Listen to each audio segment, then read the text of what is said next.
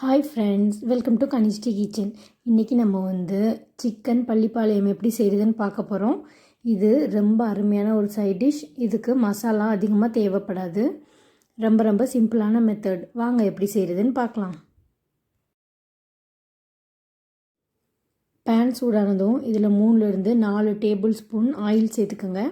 நான் நல்லெண்ணெய் சேர்த்துருக்கேன். நீங்கள் உங்களுக்கு விருப்பமான எந்த ஆயில் வேணாலும் சேர்த்துக்கலாம். ஆயில் சூடானதும் இதில் 1/2 டீஸ்பூன் கடுகு உளுத்த பருப்பு சேர்த்துக்கோங்க. கடுகு வெடித்ததும் இதில் 1/4 கப் சின்ன வெங்காயம் சேர்த்துக்கலாம். நம்ம சின்ன வெங்காயம் அதிகமாக சேர்த்துக்கிறதால இதோட டேஸ்ட் ரொம்பவே நல்லாயிருக்கும். நீங்கள் விருப்பப்பட்டால் இன்னும் அதிகமாகவும் சேர்த்துக்கலாம்.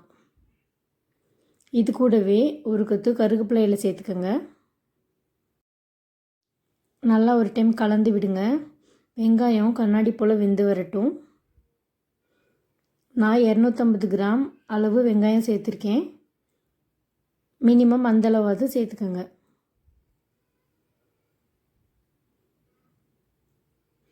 பாருங்கள், ஆனியன் இந்தளவுக்கு வெந்ததும் நம்ம இஞ்சி பூண்டு பேஸ்ட் சேர்த்துக்கலாம். இஞ்சி பூண்டு பேஸ்ட்டை அரைச்சி சேர்த்துக்கிறத விட இந்த மாதிரி தட்டி எடுத்து சேர்த்துக்கிட்டோம்னா அதோட டேஸ்ட் ரொம்பவே நல்லாயிருக்கும். இப்போது இது நல்லா கலந்து விடுங்க. இஞ்சி பூண்டோட ரா ஸ்மெல் போகிற வரைக்கும் இது ஒரு 2 மினிட்ஸ் குக் ஆகட்டும். இப்போ இந்த ஸ்டேஜில் நான் 10 வரமிளகாய் எடுத்து அதை 2 கட் பண்ணி வச்சுருக்கேன். இது காரம் அதிகமாக இருக்கும், அதனால் நான் 10 எடுத்திருக்கேன்.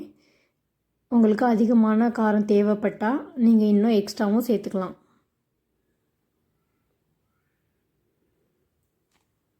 இந்த மாதிரி எல்லாம் நல்லா மிக்ஸ் ஆனதும் 1/4 டீஸ்பூன் மஞ்சள் தூள் சேர்த்துக்கோங்க. மஞ்சள் தூள் சேர்த்ததும் ஒரு டைம் நல்லா கலந்து விடுங்க.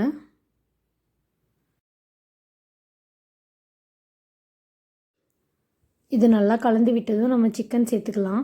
நான் இன்றைக்கி 1/2 கிலோ எலும்போடு இருக்க சிக்கன் எடுத்து க்ளீன் பண்ணி வச்சுருக்கேன். இப்போ நம்ம அதை சேர்த்துக்கலாம்.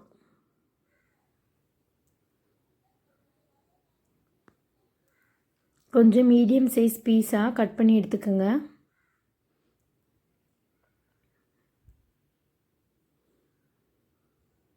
சிக்கன் எல்லாம் சேர்த்ததும் இதுக்கு தேவையான அளவு உப்பு சேர்த்துக்கோங்க.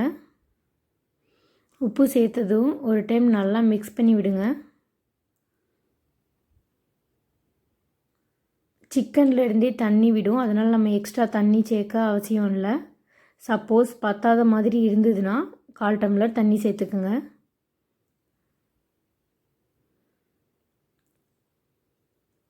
கலந்து விட்டாச்சு. இப்போது ஒரு மூடி போட்டு மூடி வச்சிடலாம். இது ஒரு 5 மினிட்ஸ் குக் ஆகட்டும்.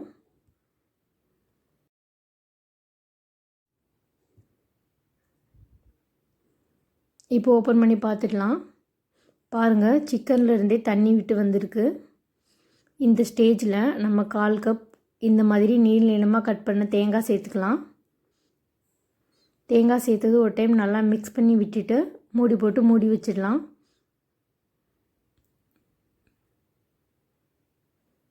இந்த தண்ணியிலேயே வரமிளகாவோட காரமும் சேர்ந்து வந்துடும். மூடி வச்சிடலாம்.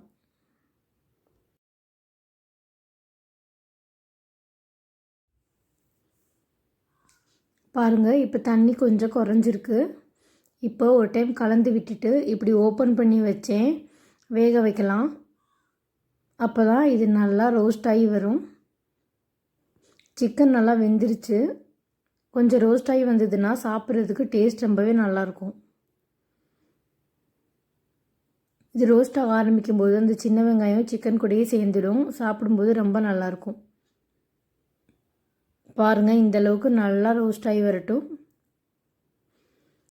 இப்போது நறுக்குன மல்லி இலை தூவி ஒரு டைம் கலந்து விட்டுட்டு ஸ்டவ் ஆஃப் பண்ணிடலாம். அவ்வளோதான், ரொம்ப டேஸ்டான பள்ளிப்பாளையம் சிக்கன் இப்போ ரொம்பவே சிம்பிளாக தயாராகிடுச்சு. நீங்களும் இந்த ரெசிபி உங்கள் வீட்டில் ட்ரை பண்ணி பாருங்கள். மறக்காமல் நம்ம சேனலை சப்ஸ்கிரைப் பண்ணுங்கள். உடனுக்குடன் அப்டேட்டுக்கு பெல் பட்டனை கிளிக் பண்ணுங்கள்.